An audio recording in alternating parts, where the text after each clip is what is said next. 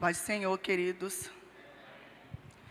O pastor Sidraque e Tânia se lembraram que de vez em quando eu pregava, né? Quando Deus fala assim, eu não tenho coragem de dizer não, né? Embora eu tenha às vezes vontade, poxa, com tantos pastores na igreja, mas amém. O Senhor tem falado ao meu coração um texto, e geralmente a palavra que o Senhor me dá, corta muito do lado de cá, porque nunca é uma palavra de conforto, nunca é uma palavra de consolo. A palavra que Deus me dá geralmente parece comigo mesmo, é no facão. E quem já me conhece de alguns anos, sabe, né? Eu acho que é por isso que a última vez que eu preguei aqui tem 4 anos. Eu acho que é por isso. Abram suas Bíblias, irmãos, no Evangelho de João, capítulo 20.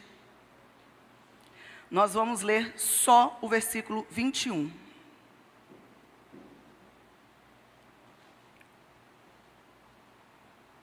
Vamos ficar de pé, em reverência à palavra do Senhor? Quando a gente está diante de uma autoridade, é reverente a gente se levantar para demonstrar respeito. E diante da palavra do Senhor, a gente precisa ter reverência. O Evangelho de João, capítulo 20, versículo 21, diz o seguinte: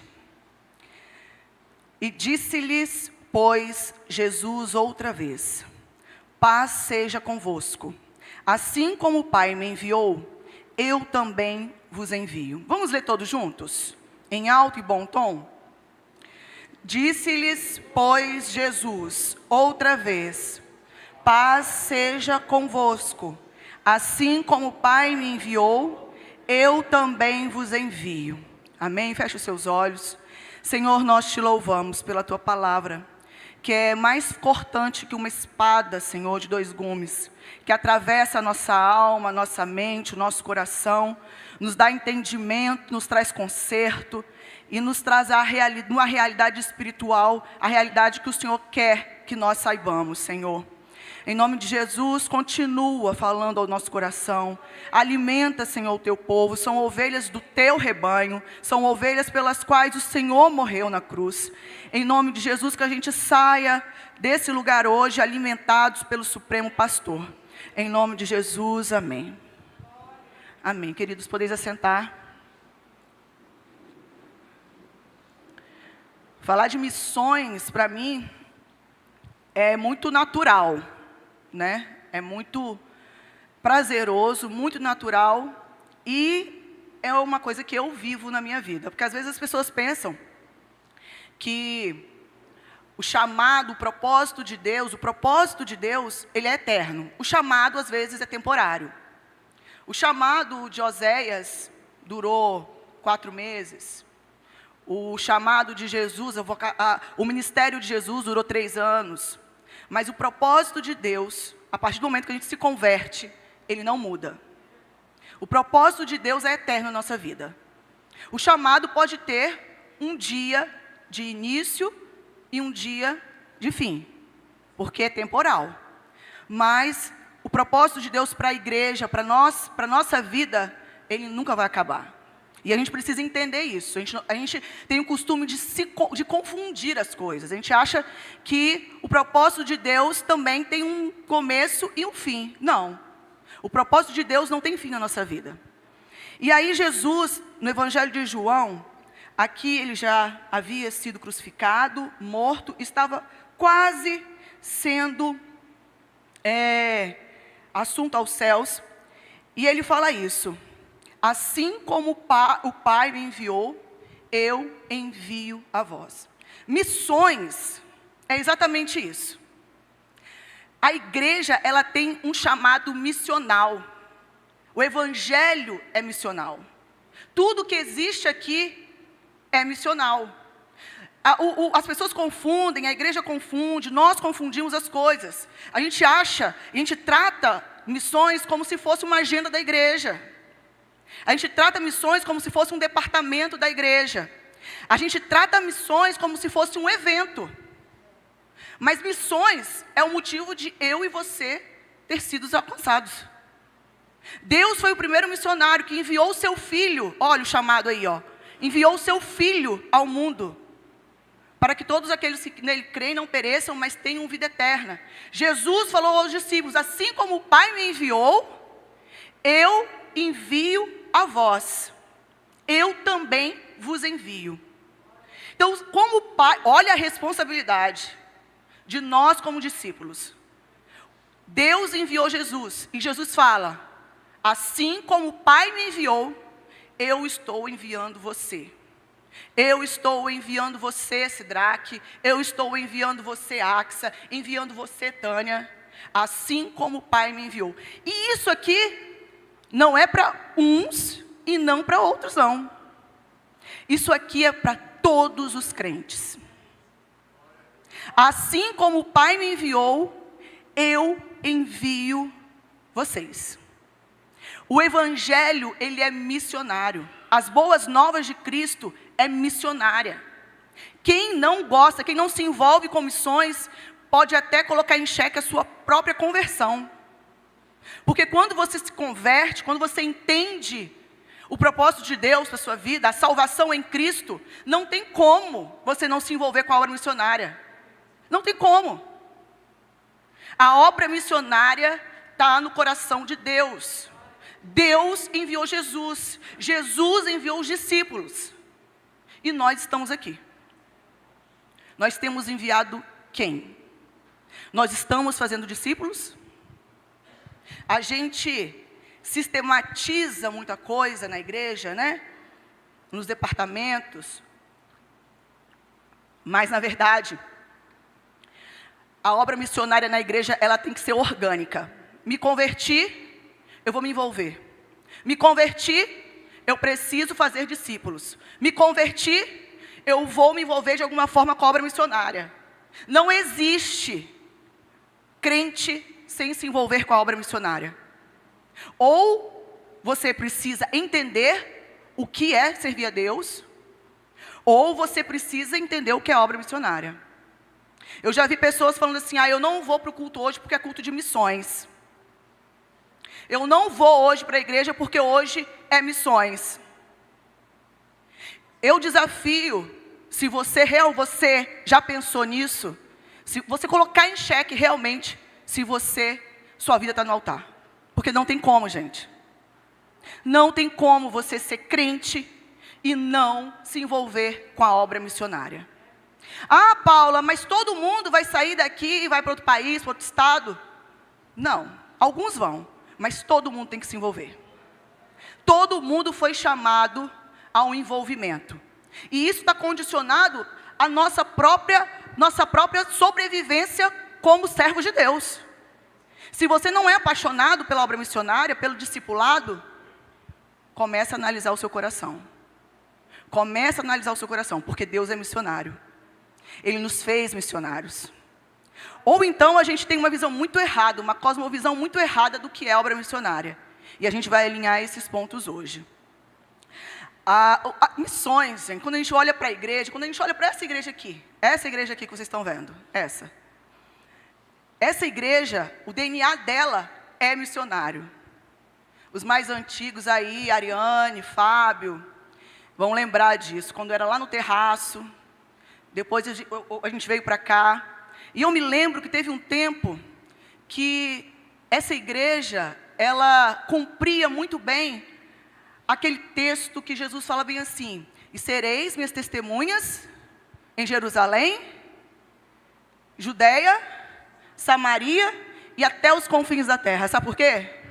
Porque essa igreja, ela estava envolvida aqui com missões urbanas, ela estava envolvida com missões mundiais, ela estava envolvida com missões nacionais. Era gente no Timor-Leste, era gente na África, era gente em Portugal, era gente no Sertão, era gente em Pernambuco, era gente no Ceará, ao mesmo tempo. E isso aqui era vibrante. Isso aqui fazia o nosso coração pulsar. Porque a gente tinha alegria. O culto de missões aqui era uma festa. Era uma festa, porque não era só uma ideia de um departamento. Missões corria no sangue de cada pessoa que estava sentada aí, na cadeira. Ninguém era leigo quando se tratava de missões. Ninguém. Todo mundo se envolvia. Seja as crianças de 3 anos, sejam os mais velhos. Todo mundo era envolvido com missões. Brilhava os olhos, pulsava o coração. Teve um grupo, no ano de 2007, né, que eu estava grávida de Axa, um grupo de 15 pessoas saíram daqui e foram de Topic até Trindade.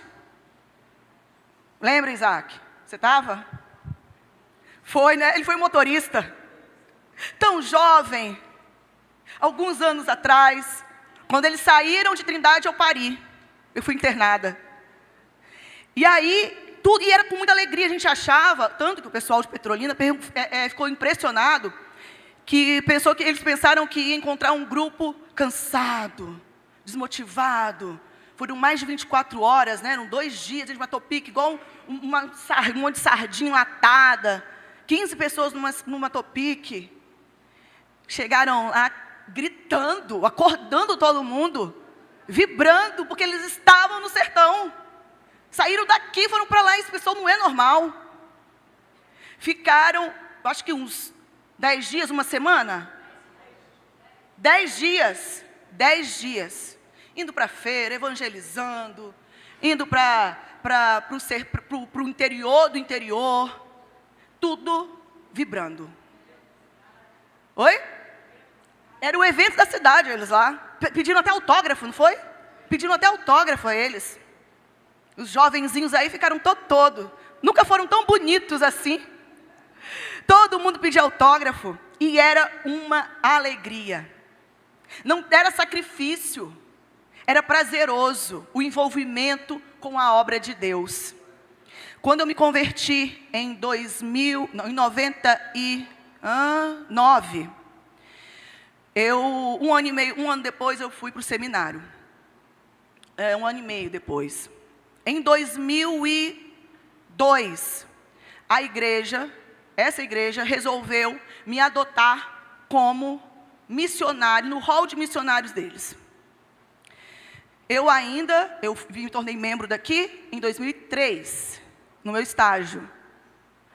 E aí, quando eu me formei em 2004, eu recebi um convite para eu e Márcio, né? Na verdade, Márcio, a gente era da mesma turma, 4 anos. A gente estudou em seminário interno, seminário missiológico.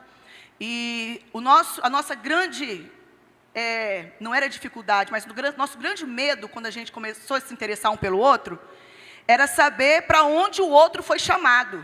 Porque se ele não foi chamado, né, Nadson? Porque se ele não foi chamado para o mesmo lugar que Deus me chamou, a gente nem conversava. Era o grande segredo, era o grande dia, um revelar para o outro para onde Deus o chamou. E aí quando, né, a gente conversando, ele disse que era para o sertão, e eu também falei que era para o sertão, a gente, graças a Deus, confirmou. 4 meses depois a gente casou, porque crente pode namorar tanto tempo assim também não. Não tinha motivo não. E aí a gente casou, e quando a gente casou, a gente recebeu um convite do pastor Darlan para a gente plantar uma igreja. O pastor Darlan até contou o testemunho aqui, que era para recomeçar um trabalho que tinha fechado acho que 3 vezes. Foi bem difícil, mas a gente nem sentia essa dificuldade toda, porque tudo era tão novo e tão gostoso. E aí, quando a gente recebeu o convite, quando a gente voltou, eu te pedi uma reunião com o pastor Sidraque, eu nunca me esqueço. E aí eu falei assim, pastor, a gente recebeu um convite da igreja presbiteriana, e o senhor fica muito tranquilo em parar de nos ofertar, porque vai ser difícil explicar para os irmãos que vocês estão apoiando, uma igreja está apoiando uma outra denominação. E era naquele escritório dele ali, ele falou assim, Paulo e Márcio, a gente não apoia placas. Porque no reino de Deus não existe placas. Existem vidas. No reino de Deus eu não vou apoiar uma obra para ter uma placa, para ter esse orgulho. Eu vou apoiar o reino de Deus, que o reino de Deus cresça. Que o reino de Deus cresça. E aí eu perguntei a ele assim, mas os irmãos não vão achar ruim? Não vão te questionar? Ele falou bem assim, se eles entenderem que eu sou um homem de Deus, não. E realmente, nunca questionaram. Eu sempre fui tratada aqui como uma missionária da igreja. Os 13 anos que eu estive no campo, foi a missionária, depois a família missionária, depois a filha dos missionários. Nunca fui tratada como menos que isso. E o pastor Sidraque falou outra coisa para mim naquele dia. Ele falou o seguinte, a quem todo mundo cobra, Paula, para a gente ter um lugar próprio, para a gente ter um prédio nosso. Mas se eu tiver que escolher entre a obra missionária e paredes, a obra missionária não vai parar. Se eu tiver que escolher o investimento entre parede, tijolo e cimento, e o avanço do reino de Deus, o reino de Deus não vai parar. Eu nunca vou escolher parede. E assim é até hoje. Então, essa visão é uma visão de Deus, inquestionavelmente de Deus. Porque a gente não vê isso. E a obra missionária está no DNA dessa igreja. Essa igreja, ela não surgiu de uma divisão, ela não surgiu de um empeno com uma outra igreja, de um racha. Essa igreja nasceu porque uma professora do ensino infantil resolveu evangelizar seus alunos e a família de seus alunos, e as pessoas começaram a se converter e se reunir, e a igreja nasceu assim. Tem como não ser missionária essa igreja? Tem como essa igreja não ser missionária? A igreja nasceu do evangelismo. A igreja nasceu de evangelismo, de missões, da vontade de fazer discípulos. A igreja nasceu diante desse propósito. Não nasceu de nenhum racha, de nenhuma divisão, de nenhum contratempo, de nenhuma animosidade, de nenhuma maledicência. A igreja nasceu do evangelismo. A igreja nasceu porque uma professora resolveu evangelizar seus alunos. Tem mais missionário do que isso? Se isso não corre nas nossas veias, tem como não ser missionário? Não tem. Isso está no nosso raio-x, a nossa história. Isso está no nosso DNA. Está no nosso DNA. Então, irmãos, a gente precisa entender.